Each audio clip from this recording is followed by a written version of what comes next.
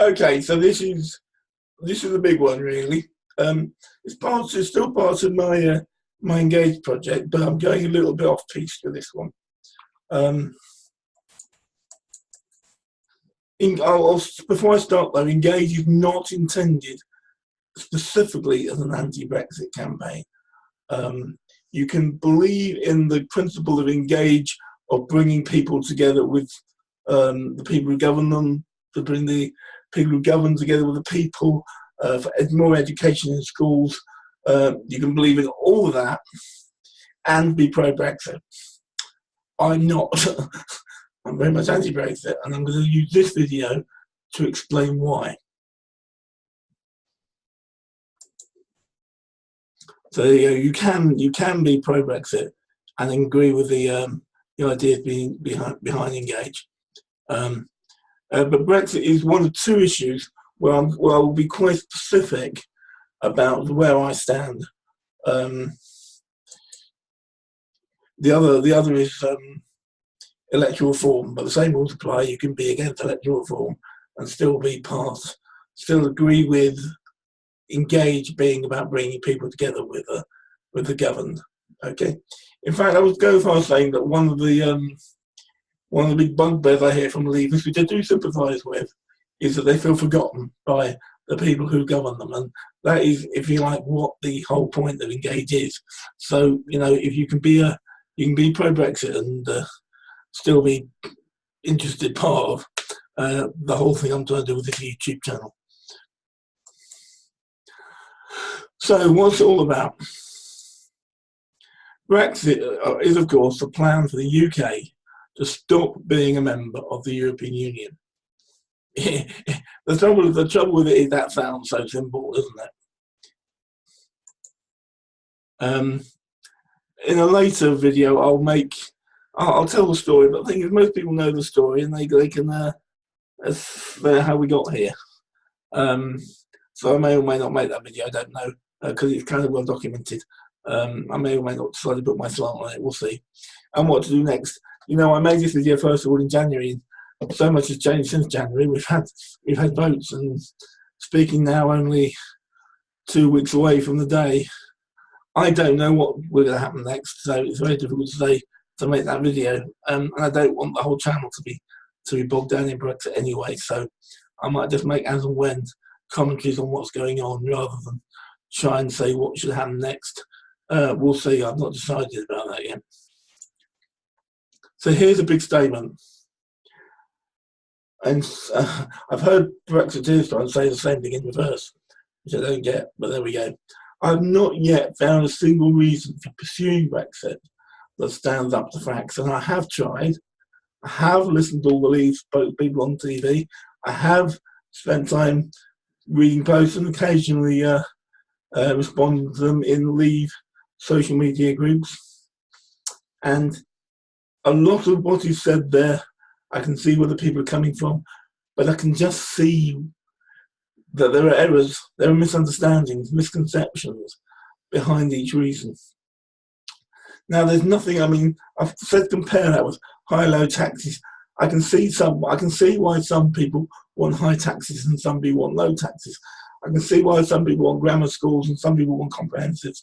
I can see why some people think we should get involved in wars abroad like Iraq, and why some people think we shouldn't. And I can see both sides of the abortion rights argument. And they're all positions that people hold, and I can see both sides. I have my own take on all those four issues, but Brexit to me is different because I cannot see a reason for pursuing Brexit, even if you're absolutely adamant that Britain should stand alone. It doesn't. The economics of it doesn't make sense. We actually have the reality of the world at the moment means that isn't going to happen. Even if we pursue Brexit, you can believe that you wanted the results that you heard Brexit would bring, but Brexit will not bring those benefits. So, what is the big problem with the Remain case? Well, the Remain case, as it happened, now nearly 2.5 years ago, Um, we're going for 3 years ago now, isn't it? More than 2.5 years ago. It was too easy in that campaign just to say, "Oh, remain boring status quo. We want to move on from there. We've had enough of our lives at the moment, so let's look for change." I used to work for a company which measured, one of the things they measured my performance on was how change orientated I was. But I always used to think, well, you can be in favour of change, but the wrong change is still the wrong change. You don't have to be pro things staying the same to think a particular change is wrong. And it was too easy to be branded negative. A lot of the stuff that came out of the Remain leaflets was terrible things that would happen if we left. The trouble is that some of those terrible things that happen might well happen, and I think they're more than likely to happen. But it's generally perceived that the Remain case got the balance wrong between what was the negative reasons and the positive reasons for staying, and I accept that that was a valid criticism of the Remain campaign in 2016. The big plus side of the Remain case is that we get to be members of the European Union.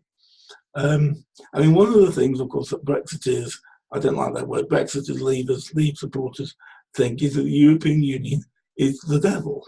The European Union is not the devil. And I honestly believe if more people understood what the European Union was and didn't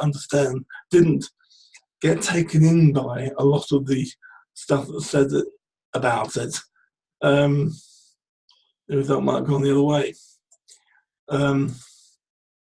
It's a massive trading group, and by being part of it, companies come and base themselves in this country, employing British people who pay British taxes, who support all the things we want as a society, from education to transport to the NHS, of course. It's a massive trading group, and we need to trade with the world. It's cooperation across a whole realm of human activity, from science to peace, combating terrorism. I could go on. Cooperation across a whole realm of human activity. It is a successful peace project. I've heard some people say to me, or write in reply to my comments on Facebook, on social media, that, "Oh, don't be silly, NATO keeps the peace. The European Union doesn't keep the peace, NATO does." Well, NATO is very important, but NATO protects Europe and America and Canada from outside, and Turkey. Turkey's in NATO, and of course a lot of people don't want Turkey in the EU, but Turkey is in NATO. So it protects us from outside.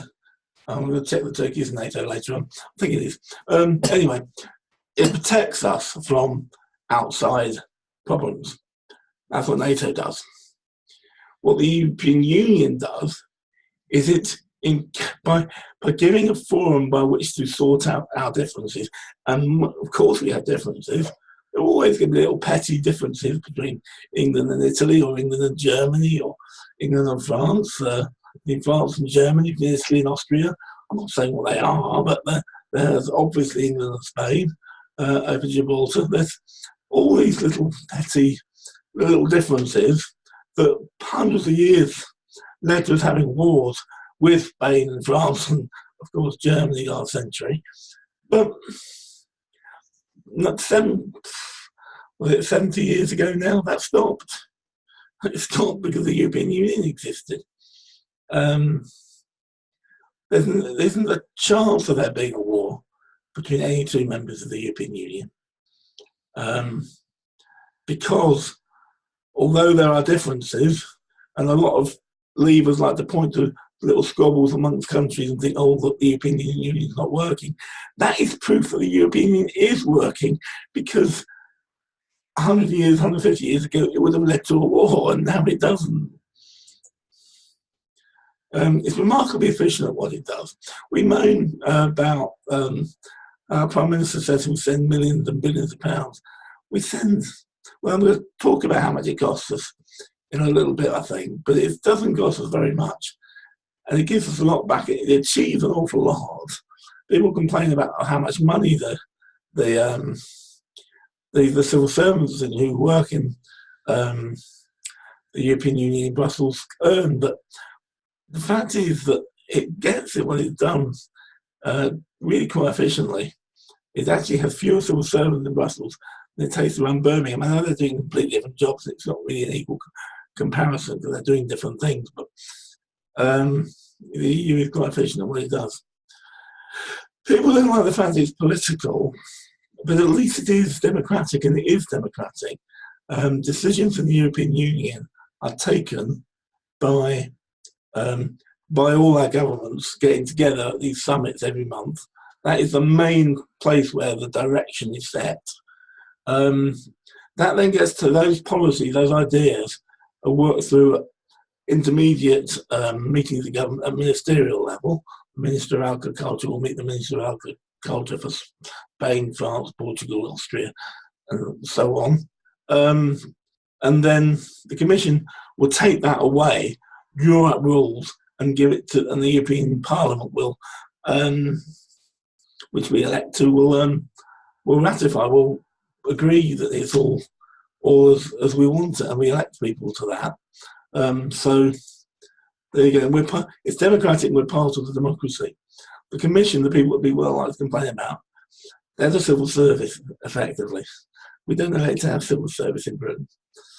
They're career civil servants, and I don't think anybody's suggesting we should change that necessarily. I'm not particularly, but civil servants career civil servants are employed to be good at writing laws, but they don't choose what laws they write, and that's the same in the Commission. But the big plus for the Leave campaign, and I believe the main reason why Leave won in 2016, is it was a blank canvas. It could be all things to all people. So in that 17.4 million, well, if I say 52%, 17.4 million people, that included the people who wanted nothing to do with Europe. It included the people who wanted a really close tie with Europe, and all flavours in between. So people just picked out, cherry-picked the bits of the Leave campaign they liked and voted Leave without necessarily looking at what the alternative was. And now, even now, when we see polling coming out, actually, polling between Leave and Remain is still quite close. Remain is in the lead, but about 54, 46. But if you actually give a specific, I'm saying, I'm getting ahead of myself here. Leave voters could pick from a menu of wishes. Compare that to the 2011 referendum, where we were voting to change the voting system, and we were given one alternative to vote for. I reckon if you'd had a vote then where any number of alternatives could have been put forward for the alternative, people would have picked the one they liked and voted to change, and well, it would have been a lot closer. But with the EU referendum in 2016, it wasn't. People could just, one side was an amorphous mass of options, and the other was the status quo. The question is, were all those wishes deliverable? Well, I think we're seeing now that they are not. And those people are still holding on to their particular flavour of Brexit and saying, well, why can't we have that? Why can't people just get on with that? But a lot of what was wished for was never deliverable. A lot of which was promised was never deliverable. And that's not the fault of the Continuing Remain campaign. That is the fault, or not the fault, but the cause is that a lot of things promised were never going to fit together. Right. The claims of the Leave campaign. Okay, so I'm getting a bit even more critical now about what was claimed. Maybe I'm just backing up with truth. We'll see. Control of our borders. Right. Okay. We already control our borders. You may have heard that before. when anybody who comes into Britain from EU or anywhere else has to show a passport, some form of identity. I think Ireland's a bit different, but every other part of the EU, you have to show some identity. What we can't solve, well, I mean, immigration. When they say control our borders, I think people really mean immigration. Over 50% of immigrants in this country come from outside the EU. We already control that. The only bit okay, a little bit of question mark here, is this idea of freedom of movement, which benefits British people who want to live abroad.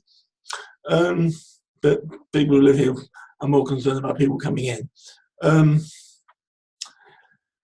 You can only come here as a EU citizen if you've got a job to come to, and you can sustain yourself. And actually, British EU people in this country, I know people don't like this statistic, actually contribute more to society than the average British person. So they do not bleed the country dry. We already do up to a point. Right, save money. This is something I didn't even realise when I was campaigning for Remain 2.5 years ago. We only send 1% of UK public spending to the EU. I know that Theresa May the bus said a lie. The bus inflated it ridiculously, quoted the double the figure. The true figure is we are net contributors to the pot, but only by the cost of a cup of tea a day. I don't even drink tea. About 38p. I think tea actually costs more than that. I don't drink tea. 38p. The figure sounds big when Theresa May says we send billions to the EU, but there are a lot of us, and there were 300 days in the year, or just more than 300, up to 350 days in the year, 65 days in the year. If you multiply that by the number of people in the country by 38p, you get the figure that we send to the EU. It seems a lot because it's sort of drip, drip, drip, but it's not actually very much in it. Far less than we spend on defence or social services or the police, or it's actually the smallest component of British public spending.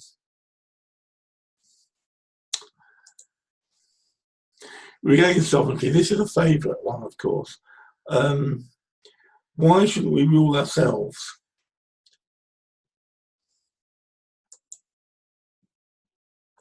Why can't we make our own trade deals? Why can't we regain our fishing grounds? We'll go over these points one by one in a moment. Just can't remember how many I've done. Okay. Trade deals are made based on the money between. Okay, the overall picture first of all, regain sovereignty. We already make over 80% of our laws in this country, and the ones that we don't make, they're made in Europe, we contribute to the making of those laws. So we haven't really lost anything. We share sovereignty over a small proportion of our laws, but we haven't given up any of it. We kind of shared it. Why can't we make our own trade deals? The question is, why don't you fit your own central heating system? Because you're probably not a trained plumber, unless you are a trained plumber, in which case, look for a different analogy, but rewire your house. Because the EU, and we have British people employed by the EU in the trade negotiation team, they're good at it. And not only are they good at it, but they have the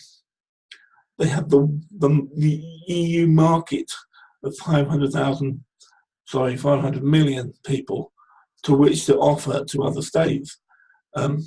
If we can make our own trade deals, and I'm sure if we leave the EU, we will make our own trade deals.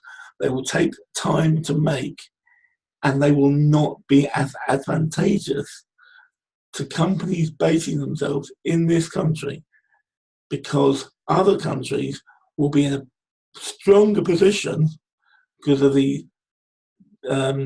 mismatch of the market size to make those deals more preferable to them.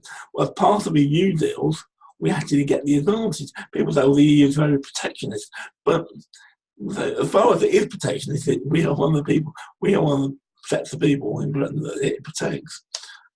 Regarding our fishing grounds, the trouble is nearly all, over half the fish we sell in this country, we sell to Europe. So we can fish in our fishing grounds as much as we want, but the fish companies won't have anywhere to sell it other than with high tariffs. So I don't think we're actually gaining very much. And also the fishing grounds were sold off by the government. They weren't taken away by the EU. A lot of the EU stuff was the fault of the things that people blame the EU for were actually the fault of our national government. How much have we lost and is it regainable? Well, the laws that we share, the lawmaking areas that we share, mainly with trade and the environment, if we leave, the EU will come back to us and say, if you want to trade with us, you will have to follow our regulations. So we aren't actually going to be, if we want to trade with Europe, and we do, and then there's a whole argument that Leave came in with they need us more than we need them. We covered that. They've got nearly 500,000 people in their market. We've only got about 65. They've got a bigger pull in making trade deals. So yes, they do need us. Nobody denies it, but we need them more. The other thing of claim is they just don't like the status quo. A lot of people voted Leave because they felt they lived in towns which the British people had forgotten, and the British government had forgotten. They felt left out, and I can completely sympathise with that. Though I live in Leeds, which is quite a wealthy city, there are towns all around, from Pontefract to Barnsley, small towns around the north of England, Halifax, which may not be doing as well, and they feel a bit left out. And fair enough. Yeah, you're being left out. Who does like the status quo? They're having a bit of a rough time of it. Well, the question is Brexit the answer? No, Brexit is not the answer, because the problem with small towns being forgotten entirely rests with the Westminster government. It does not rest with the EU. If anything, the EU helps this situation by giving regional funds out. Although Britain as a whole is a net contributor, the northeast of England, Cornwall, the Welsh Valleys, to name just three, are net beneficiaries of the European Union. They get money in to support those forgotten towns, those forgotten communities, and that comes from the EU. And people say, oh, it's just recycled money. Okay, but if you genuinely believe the Westminster government are going to give you that money back when they've been cutting back from towns, I think we need to connect it radically different to the government in Westminster if you're going to see that. And actually, as I said earlier, the EU is quite efficient. The EU manages to give that money back and make quite a big deal of it. So this video is quite long, isn't it? A summary. In this video, I made a case for the EU, the thing the EU does for us. Peace project, produce a really good place to trade from, that draws companies in, promotes science and the like, and medicine and research all around Europe. I've given some of the issues and reasons for leaving. Nearly all the reasons for leaving, I believe, have answers that show that it's either not the EU area of responsibility where we have very genuine and reasonable gripes, or by leaving, we're not going to find ourselves in any better situation than we were before. Although we may be able to make trade deals, they will not be trade deals that are beneficial to companies who base themselves here.